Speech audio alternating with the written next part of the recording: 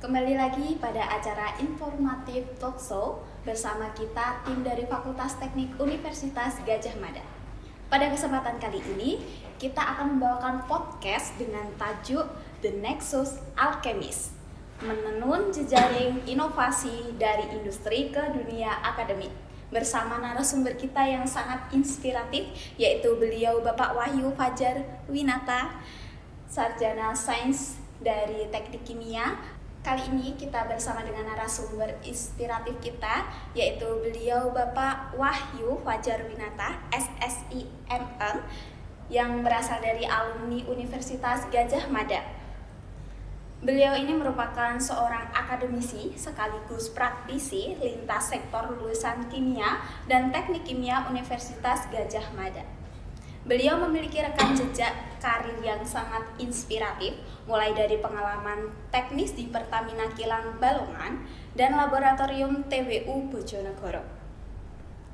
Keterlibatan strategis dalam proyek strategis nasional ESDM di Solo hingga dedikasi luar biasa dalam mendirikan Prodi Teknik Lingkungan di Poltek Cilacap. Saat ini beliau mengabdi sebagai dosen sekaligus kepala perpustakaan di Politeknik ATK Yogyakarta di bawah naungan Kemenprim, sebuah bukti nyata bahwa penguasaan ilmu kimia yang terpandu dengan kekuatan jejaring mampu menciptakan dampak yang luas bagi industri dan pendidikan.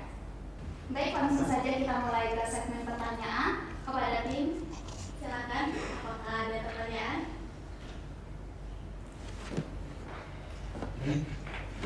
Mengingat dari jejak rekam yang Bapak Wahyu Fajar Winata sebagai sarjana kimia dan pasca sarjana magister teknik kimia di alumni Universitas Gadjah Mada, beliau ini sangat menginspirasi bagi kita sebagai mahasiswa. Saya melihat rekam jejak beliau ini sangat begitu dari praktisi ke akademisi, itu bukanlah hal yang sinkron ya. Dalam artian dari awalnya praktisi menjadi akademisi itu sangat hal yang jarang kita temui. Nah, di sini setelah saya melihat rekam jejak beliau Bapak Wahyu, ini saya izin bertanya. Setelah Bapak menyelesaikan studi di UGM, Bapak langsung terjun ke industri strategis seperti Pertamina Balongan dan TWU Bojonegoro sebagai analis di laboratorium tersebut. Bagaimanakah transisi Bapak dari awalnya adalah teori akademik ke realitas kilang yang penuh resiko ini? Oke, terima kasih.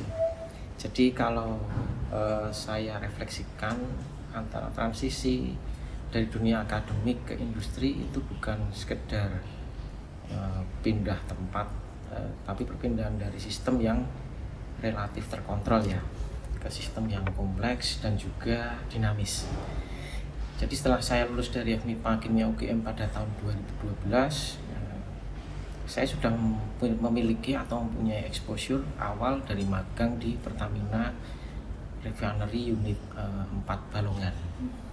Jadi ketika benar-benar masuk ke perusahaan, dan khususnya selepas itu saya dilanjutkan ke perusahaan Triwahana Universal yang masih bergerak di bidang yang sama, yaitu oil and gas, saya baru merasakan bahwa sistem industri itu adalah real time system dengan resiko yang sangat tinggi.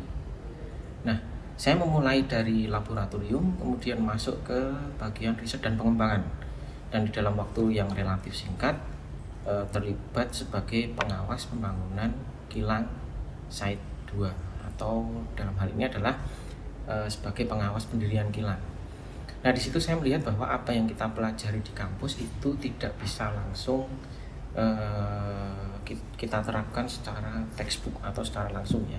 Jadi harus ada penyesuaian terhadap kondisi lapangan yang penuh dengan ketidakpastian atau dinamika. Nah, di sini di industri keputusan tidak hanya berbasis benar atau salah secara teori, tapi juga mempertimbangkan keselamatan, kemudian efisiensi, biaya, dan juga keberlanjutan dari suatu proses atau proses tersebut, sehingga kita dituntut untuk memahami sistem secara holistik atau secara keseluruhan. Nah, bagi saya adaptasi terbesarnya adalah perubahan mindset yang awalnya analitis dan cenderung parsial menjadi lebih sistemik seperti itu. Kemudian cepat dalam mengambil keputusan dan mampu melihat keterkaitan antara variabel di dalam satu sistem yang kompleks atau bahkan sangat kompleks gitu. Baik, jawaban yang cukup menarik dan sangat panjang ya sebenarnya. Cuma ini mendetailkan jawaban bahwa transisi itu dari awal sampai ke realitas pekerjaan itu sangat mempengaruhi.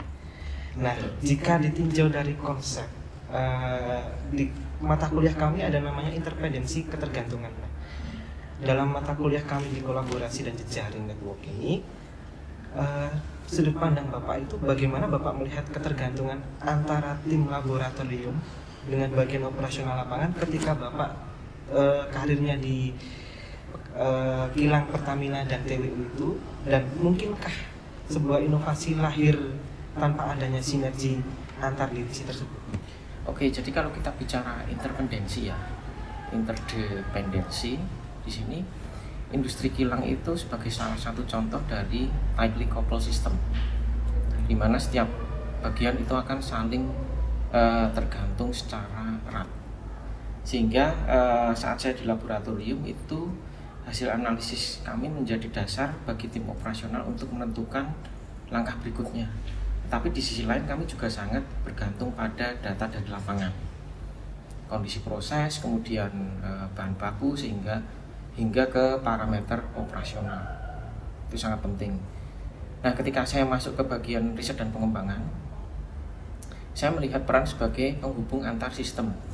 Jadi bagaimana kebutuhan operasional itu bisa diterjemahkan menjadi sebuah inovasi proses gitu.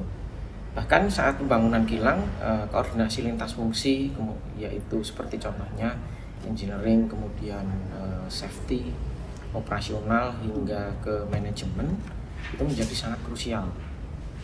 Satu miskomunikasi itu bisa sangat berdampak secara sistemik.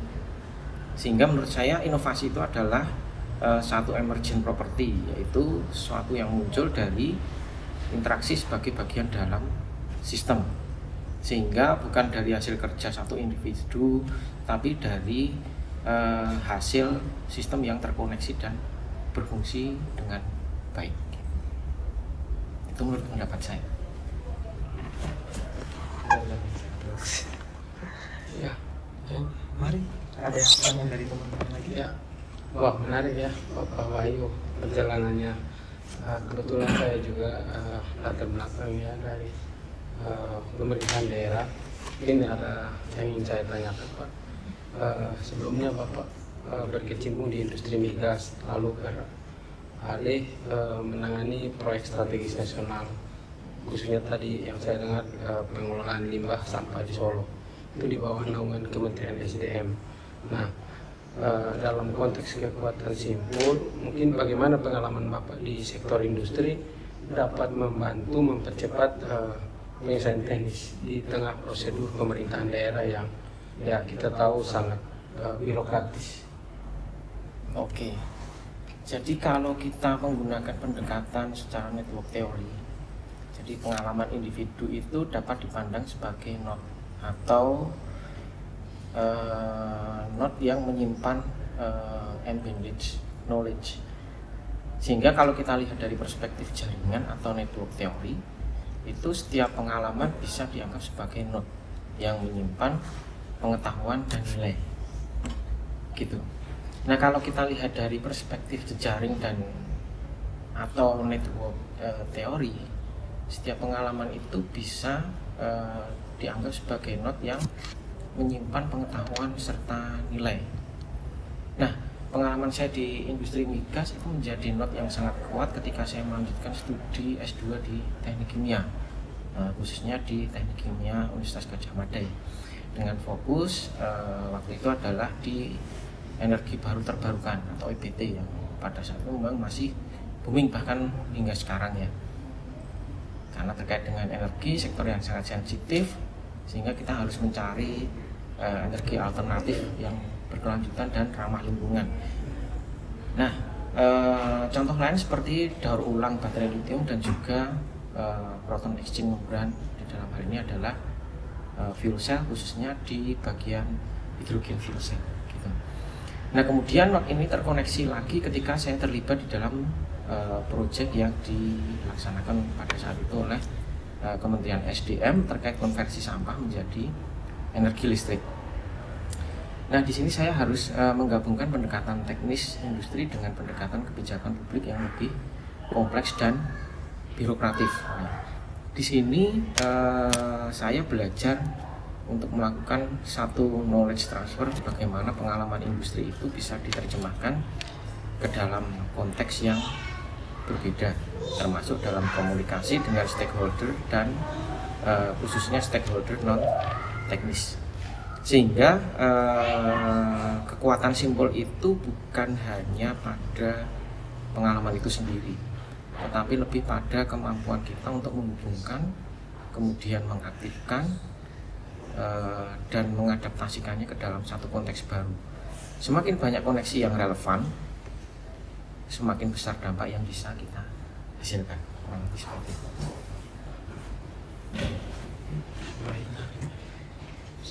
Dari tadi kekuatan simbol sebagai power of words tersebut Bapak, saya melihat Bapak sebelumnya kan berkecimpung di industri gas, kemudian lalu beralih menangani proyek strategis PSN pengelolaan limbah sampah di Solo, walaupun itu di bawah naungan Kementerian SDM. Dan dalam konteks kekuatan simbol ini, saya ingin tahu bagaimana pengalaman Bapak itu di sektor industri mampu mempercepat penyelesaian teknis yang di tengah prosedur pemerintahan daerah cenderung birokratis yang tadi itu mempengaruhi dari arah kekuatan simbol yang paling besar bisa mempercepat adanya masalah atau problematika seperti itu. Oke. Jadi dalam pengalaman saya pada saat khususnya mendirikan prodi teknik lingkungan ya, yang sebelumnya pada saat itu sebenarnya kita arahnya ke program studi teknik pengendalian pencemaran lingkungan. Tapi kemudian berjalannya waktu kita ubah ke prodi teknik lingkungan di Politeknik Negeri Cilacap. Pada saat itu kita melihat bahwa jejaring adalah bentuk nyata dari social capital. Jadi awalnya kami mengusulkan nama teknik pengendalian pencemaran lingkungan itu karena waktu itu kami melihat kebutuhan nyata di Cilacap yang merupakan kawasan industri besar ya. Di situ ada Pertamina, refinery unit 6 kalau nggak salah Cilacap, kemudian ada PLTU, tenaga uap, dan juga industri semen seperti Holcim. Nah, yang memiliki tantangan lingkungan yang cukup kompleks. Namun untuk mewujudkan prodi tersebut kami tidak bisa bekerja sendiri. Nah, di sini jejaring alumni salah satunya adalah di Universitas Gadjah Mada itu merupakan satu rekan lintas disiplin dan juga praktisi industri berperan sebagai bridging atau jembatan dan linking capital. Nah, mereka membantu di dalam proses penyusunan kurikulum, kemudian validasi kebutuhan industri. Selain itu juga memberikan legitimasi akademik di hadapan stakeholder, gitu.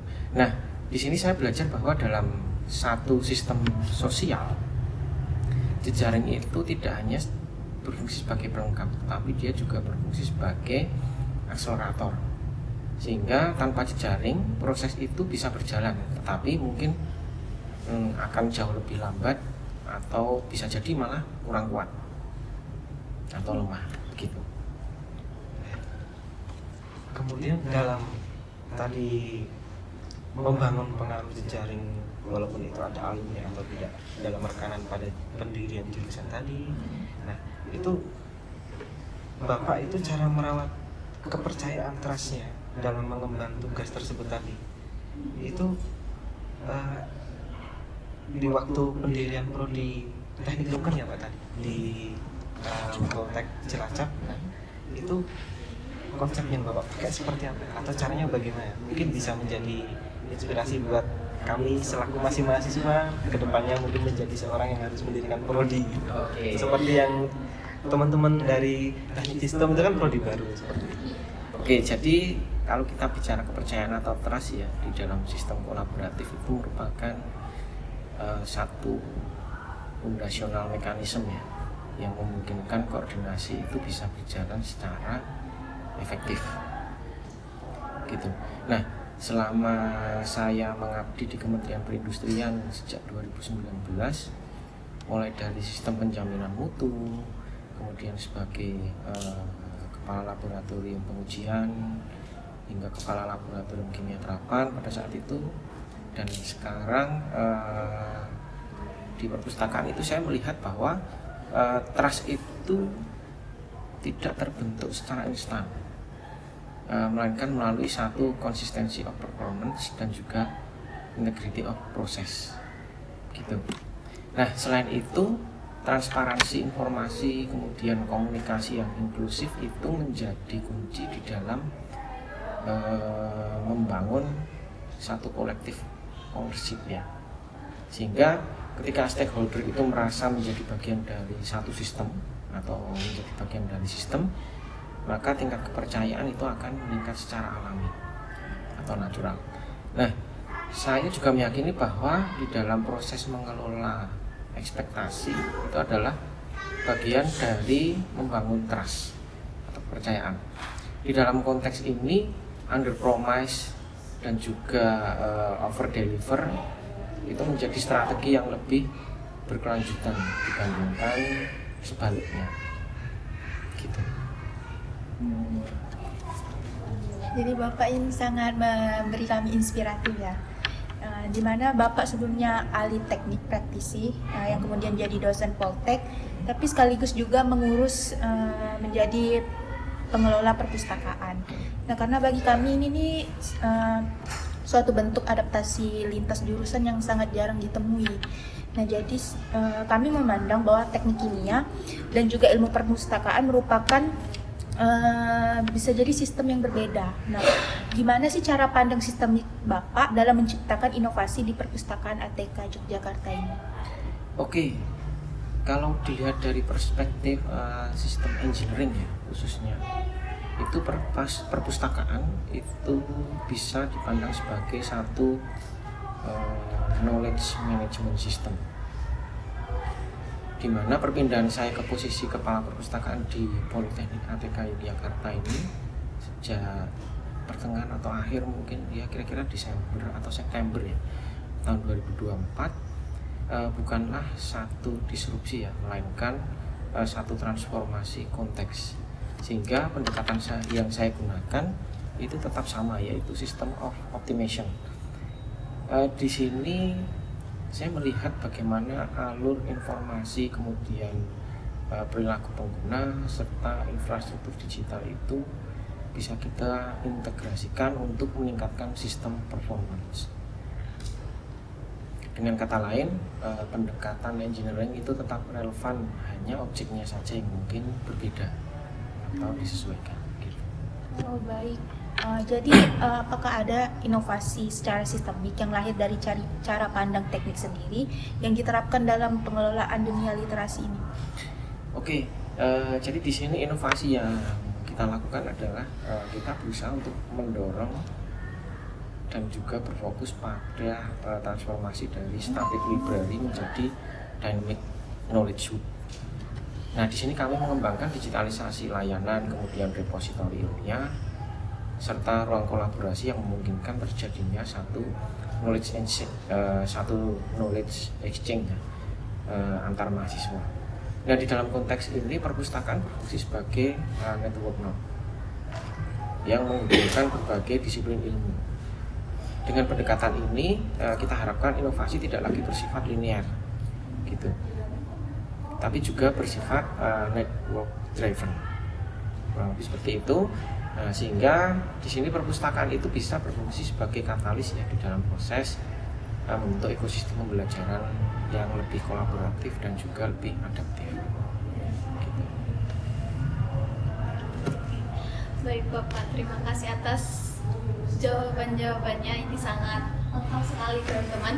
Kemudian mulai dari tadi cara kita untuk menjaga jejaringnya, kemudian bagaimana kita membentuk sebuah jejaring yang bisa melahirkan sebuah sampai tadi ke prodi Politek tadi gitu.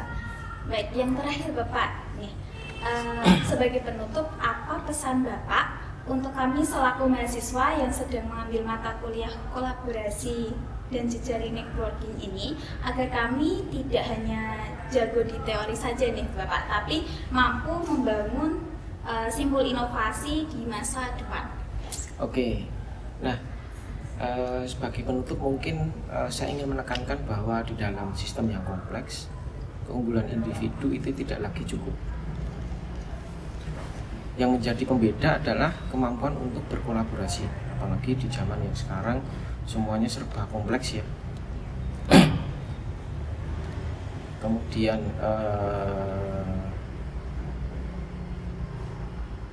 membangun jejaring yang bermakna itu juga menjadi salah satu hal yang sangat ditekankan atau sangat penting.